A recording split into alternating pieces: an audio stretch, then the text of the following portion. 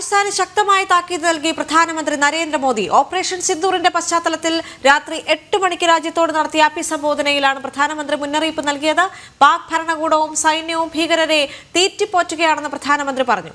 രക്തവും വെള്ളവും ഒരുമിച്ചൊഴുകില്ലെന്നും ഇനി പാകിസ്ഥാനുമായി ഭീകരതയിലും പാക് അധിനിവേശ കശ്മീരിലും മാത്രമായിരിക്കും ചർച്ചയെന്നും പ്രധാനമന്ത്രി കൂട്ടിച്ചേർത്തു. ഭീകരരുടെ പരിശീലന കേന്ദ്രങ്ങളിൽ കടന്നുകയറി ഇന്ത്യ മറുപടി നൽകി. ഭാരതത്തിലെ ഗുരുദ്വാരകളും ക്ഷേത്രങ്ങളുമാണ് പാകിസ്ഥാൻ ലക്ഷ്യമിട്ടത്. ഓപ്പറേഷൻ സിന്ദൂർ ഭാരതത്തിന്റെ വികാരമായിരുന്നുവെന്നും ഇത് ഒരു ഇടവേള മാത്രമാണെന്നും ഇനിയും ഭീകരർക്കെതിരായ സൈനിക നടപടി തുടരുമെന്നും പ്രധാനമന്ത്രി വ്യക്തമാക്കി. का मत एकदम स्पष्ट है। टेरर और टॉक एक साथ नहीं हो सकता। टेरर और ट्रेड एक साथ नहीं चल सकता और पानी और खून भी एक साथ नहीं बह सकता। कोई भी न्यूक्लियर ब्लैकमेल भारत नहीं सहेगा। न्यूक्लियर ब्लैकमेल की आड़ में पनप रहे आतंकी ठिकानों पर भारत सटीक और निर्णायक प्रहार करेगा। हम आतंक की सरपरस्त सरकार और आतंक के आकाओं को अलग अलग नहीं देखेंगे। ऑपरेशन सिंदूर ये सिर्फ नाम नहीं है, ये देश के कोटि कोटि लोगों की भावनाओं का प्रतिबिंब है। ऑपरेशन सिंदूर न्याय की अखंड प्रतिज्ञा है। 6 मई की देर रात, 7 मई की सुबह पूरी दुनिया ने इस प्रतिज्ञा को परिणाम में बदलते देखा।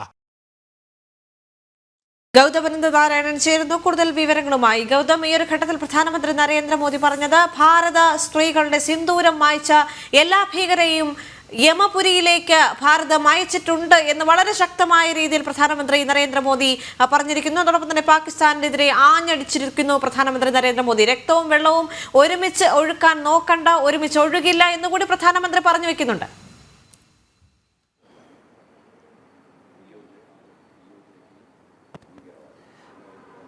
ദേവിക, ഈ ഓപ്പറേഷൻ സിന്ദൂറിന് ശേഷം ആദ്യമായി രാഷ്ട്രത്തെ അഭിസംബോധന ചെയ്യുന്ന ഘട്ടത്തിൽ അദ്ദേഹം ഈ ഓപ്പറേഷൻ സിന്ദൂർ എന്നത് ഭാരതത്തിലെ 140 കോടി ജനങ്ങളുടെയും വികാരമാണ് എന്ന് പറഞ്ഞുകൊണ്ടാണ് തുടങ്ങിയത്. ഒപ്പം കഴിഞ്ഞ 4 ദിവസമായി അതിർത്തിയിലും അതോടൊപ്പം ആകാശമാർഗവും ഒക്കെ നടന്ന വലിയ പോർമുഖത്തിൽ ഭാരതത്തിന് വിജയം സമ്മാനിച്ച നമ്മുടെ സൈന്യത്തെ അദ്ദേഹം ആദ്യം തന്നെ അഭിനന്ദിക്കുന്നുണ്ടായിരുന്നു. അതിനുശേഷമാണ് പിന്നീട് ഓപ്പറേഷൻ സിന്ദൂരിന്റെ പ്രസക്തി എന്താണ് എന്നതിനെപ്പറ്റി പ്രധാനമന്ത്രി ഓർമ്മപ്പെടുത്തുന്നത്. കാരണം നമ്മുടെ നിരവധി അമ്മമാരുടെയും പെങ്ങന്മാരുടെയും സിന്ദൂരം മായ്ച്ചു കളയുകയാണ് ഭീകരവാദികൾ ചെയ്തത്. അങ്ങനെയുള്ള ഭീകരവാദികളെ ഭസ്മമാക്കാനും അവരെ യമപുരിയിലേക്ക് അയക്കുവാനും ഈ രാഷ്ട്രത്തിന് സാധിച്ചു എന്ന സന്ദേശം ആദ്യഘട്ടത്തിൽ തന്നെ അദ്ദേഹം നൽകി. അതിനുശേഷം പിന്നീട് പാകിസ്ഥാനോടുള്ള വരുന്ന നാളുകളിൽ ഭാരതത്തിന്റെ നിലപാട് എന്താകും, തന്റെ സർക്കാരിന്റെ നിലപാട് എന്താകും, ഈ രാഷ്ട്രത്തിന്റെ സമീപനം എന്താകുമെന്ന വിശദീകരണം അദ്ദേഹം നൽകുന്നുണ്ടായിരുന്നു. പ്രധാനമന്ത്രി പറഞ്ഞത് പാകിസ്ഥാനുമായി ഇനിയും ഒരു നയതന്ത്ര തലത്തിലുള്ള ചർച്ചയില്ല. കാരണം പാകിസ്ഥാൻ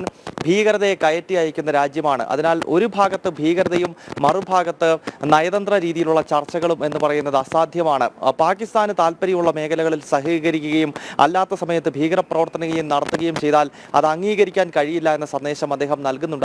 മാത്രമല്ല, സിന്ധു നദീജല കരാറിൽ നിന്ന് ഉൾപ്പെടെ പിന്മാറിയ ഭാരതത്തിന്റെ സമീപനത്തിൽ ഒരു തരത്തിലുമുള്ള മാറ്റമില്ല എന്ന് പ്രധാനമന്ത്രി അർദ്ധശങ്കയ്ക്കിടയില്ലാത്ത വിധം ഇന്നിപ്പോൾ പറഞ്ഞു വെക്കുന്നുണ്ട്. അദ്ദേഹം പറയുന്നത് രക്തവും വെള്ളവും ഒരുമിച്ച് ഒഴുകുക അസാധ്യമാണ് എന്നതായിരുന്നു പ്രധാനമന്ത്രിയുടെ ഭാഷ.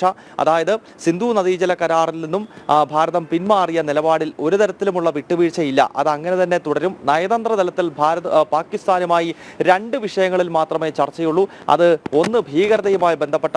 ഭീകരത അവസാനിപ്പിക്കുന്നതുമായി ബന്ധപ്പെട്ടേ പാകിസ്ഥാനോട് സംസാരിക്കൂ.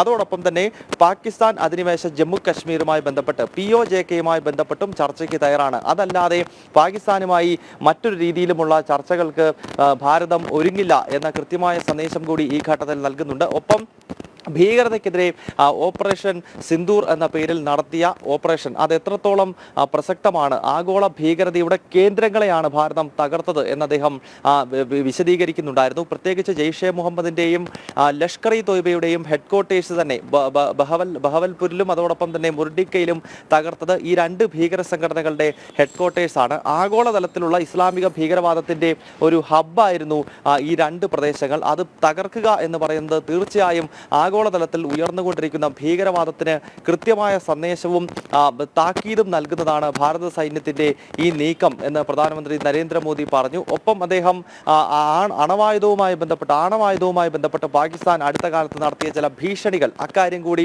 പ്രധാനമന്ത്രി ഓർമ്മപ്പെടുത്തുന്നുണ്ടായിരുന്നു. അതായത് ഈ സംഘർഷത്തിനിടയിലും അതിനു മുൻപുമൊക്കെ ഈ പാകിസ്ഥാനിലെ ചില രാഷ്ട്രീയ നേതാക്കൾ ഒന്ന് പറഞ്ഞാൽ രണ്ടിന് ഞങ്ങളുടെ കയ്യിൽ ആണവായുധമുണ്ട് എന്ന രീതിയിലുള്ള ഭീഷണി മുഴക്കിയ സാഹചര്യങ്ങൾ ഉണ്ടായിരുന്നു.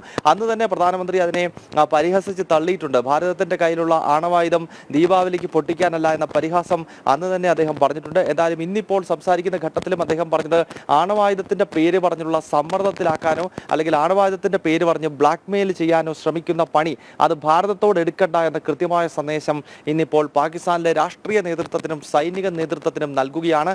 ഒപ്പം അദ്ദേഹം പറഞ്ഞ മറ്റൊരു പ്രസക്തമായ കാര്യം അത്യാധുനിക വാർമുഖത്ത്, അതായത് ആധുനിക കാലത്തെ യുദ്ധമുഖത്ത് ഭാരതം അടുത്ത കാലത്ത് നേരിട്ട് വന്നിരുന്നില്ല. നമുക്കറിയാം 99 കാർഗിൽ യുദ്ധത്തിനൊക്കെ ശേഷം പിന്നീട് ഒരു യുദ്ധമുഖത്തേക്ക് ഭാരതം നേരിട്ട് വരുന്നത് ഈ പഹൽഗാമിന് ശേഷമാണ്. അതിനിടയ്ക്ക് നമ്മൾ ചൈനയുടെ പ്രകോപനത്തിന് ഗാൽവൻ താഴ്വരയിലും പാകിസ്ഥാന്റെ ഇടയ്ക്കുള്ള പ്രകോപനങ്ങൾക്ക് POJKയിലും അങ്ങ് പാകിസ്ഥാനിലെ ജെയ്ഷെ മുഹമ്മദിന്റെ മറ്റൊരു കേന്ദ്രമായ റാവൽപിണ്ടിക്ക് അടുത്തുള്ള സ്ഥലത്തുമൊക്കെ നമ്മൾ എയർ സ്ട്രൈക്കുകളും ഒക്കെ നടത്തിയിരുന്നുവെങ്കിലും ഒരു യുദ്ധമുഖത്തേക്ക് ഇപ്പോൾ വീണ്ടും എത്തുകയാണ് ഏതാണ്ടൊരു 25 വർഷങ്ങൾക്ക് ശേഷം. അതിനാൽ അദ്ദേഹം പറയുന്നത് ഈ ആധുനിക കാലത്തെ യുദ്ധമുഖം ഒരുപാട് ടെക്നോളജികൾ വളർന്നിരിക്കുന്നു. അതിനുശേഷമുള്ള യുദ്ധമുഖത്ത് ഭാരതത്തിന്റെ അപ്രമാദിത്വവും മേധാവിത്വവും ലോകം തിരിച്ചറിയുവാൻ ഈ കഴിഞ്ഞ ദിവസങ്ങളിൽ ഉണ്ടായിട്ടുള്ള സംഘർഷങ്ങൾ കാരണമായി എന്നുകൂടി അദ്ദേഹം പറയുകയാണ്. അപ്പോൾ അത് പാകിസ്ഥാന് മാത്രമുള്ള സന്ദേശമല്ല, മറിച്ച് പാകിസ്ഥാനെ അപ്പുറത്തെ സൈഡിൽ ഇരുന്ന് പിന്തുണയ്ക്കുന്ന കമ്മ്യൂണിസ്റ്റ് ചൈനയ്ക്ക് കൂടി കൃത്യമായ താക്കീത് പ്രധാനമന്ത്രി ഇന്നത്തെ അദ്ദേഹത്തിന്റെ ഈ ഒരു അഭിസംബോധനയിൽ നൽകുന്നു എന്ന് വേണം ഇതിലൂടെ മനസ്സിലാക്കാൻ. ദേവിക. ഗൗതം, അതോടൊപ്പം തന്നെ പ്രധാനമന്ത്രി പറഞ്ഞു വെക്കുന്ന മറ്റൊരു കാര്യം ഓപ്പറേഷൻ സിന്ദൂർ തുടരുക തന്നെ ചെയ്യും. മാത്രവുമല്ല, ഇനി ഒരു ഭീകരവാദ പ്രവർത്തനത്തിനായി പാകിസ്ഥാന്റെ കൈകൾ ഉയരാൻ പാടില്ല. ആ തരത്തിലേക്ക് തന്നെ കാര്യങ്ങൾ മുന്നോട്ട് പോകും. വെടിനിർത്തൽ ധാരണ ഉണ്ടെങ്കിൽ പോലും ഓപ്പറേഷൻ സിന്ദൂർ അവസാനിച്ചിട്ടില്ല എന്നൊരു മുന്നറിയിപ്പ് കൂടി പ്രധാനമന്ത്രി നരേന്ദ്രമോദി പറഞ്ഞു വെക്കുന്നുണ്ടല്ലോ.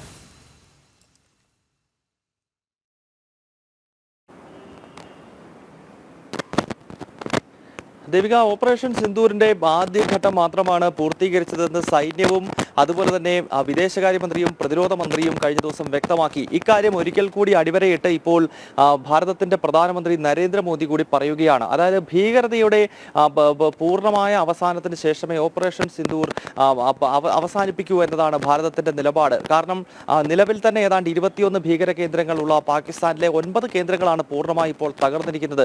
ഇനിയും പാകിസ്ഥാനിൽ ഭീകരർ ശേഷിക്കുന്നുണ്ട്. മാത്രമല്ല, അവർ ഭാരതത്തിനെതിരെ പ്രകോപനങ്ങൾ ഭാവി കാലങ്ങളിലും തുടരാനുള്ള സാധ്യത പാകിസ്ഥാനെ പോലൊരു രാജ്യത്തിന്റെ ഭാഗത്ത് നിന്ന് ഇനിയും നമ്മളത് പ്രതീക്ഷിക്കേണ്ടതുണ്ട്. അതിനാൽ തീർച്ചയായും ഈ ഒരു ഇപ്പോഴത്തെ ഓപ്പറേഷൻ സിന്ദൂരിന്റെ ആദ്യപടി മാത്രമാണ് ഇപ്പോൾ നടന്നതെന്നും പാകിസ്ഥാൻ കഴിഞ്ഞ ഏതാനും നാളുകളായി, പതിറ്റാണ്ടുകളായി പാകിസ്ഥാൻ പ്രോത്സാഹിപ്പിച്ചു വരുന്ന ഭീകരതയെ പൂർണ്ണമായി തന്നെ മണ്ണോട് മണ്ണ് ഇല്ലാതാക്കിയാൽ മാത്രമേ ഈ ഓപ്പറേഷൻ സിന്ദൂർ അവസാനിപ്പിക്കൂ എന്ന സന്ദേശം തന്നെയാണ് പ്രധാനമന്ത്രി നരേന്ദ്രമോദിയും നൽകിയിരിക്കുന്നത്. ഒപ്പം അദ്ദേഹം പാകിസ്ഥാന്റെ സൈനിക എയർബേസുകളിൽ ഭാരതത്തിന്റെ വ്യോമസേനയും മറ്റും നടത്തിയ പ്രത്യാക്രമണത്തെ പ്രത്യേകം എടുത്തു പറയുന്നുണ്ടായിരുന്നു. പാകിസ്ഥാന്റെ പ്രധാനപ്പെട്ട എയർബേസുകൾ, പ്രത്യേകിച്ച് നൂർഖാൻ എയർബേസ് പോലെയുള്ള ഇസ്ലാമാബാദിലെ എയർബേസ് ഉൾപ്പെടെ ഭാരതം മിസൈൽ ആക്രമണത്തിലൂടെ തകർത്തിരുന്നു. അങ്ങനെ ഏതാണ്ട് 8ഓളം എയർബേസുകൾക്ക് നേരെയാണ് ഭാരതത്തിന്റെ ആക്രമണം ഉണ്ടായത്. ഇക്കാര്യങ്ങളെല്ലാം പ്രധാനമന്ത്രി ഇന്നിപ്പോൾ അദ്ദേഹം പ്രസംഗിക്കുന്ന ഘട്ടത്തിൽ, അഭിസംബോധന ചെയ്യുന്ന ഘട്ടത്തിൽ പരാമർശിച്ചു. ഭാരതത്തിന്റെ ഈ വീറും സൈന്യത്തിന്റെ കരുത്തും കണ്ട് പാകിസ്ഥാൻ ഭയന്നുവെന്നും അതിനാലാണ് പിന്നീട് പ്രശ്നങ്ങൾ പരിഹരിക്കുവാനായി പാകിസ്ഥാൻ തന്നെ ഭാരതത്തെ സമീപിച്ചത് എന്നും പ്രധാനമന്ത്രി ഇന്നത്തെ അഭിസംബോധനയിൽ ചൂണ്ടിക്കാട്ടി. ദേവിക.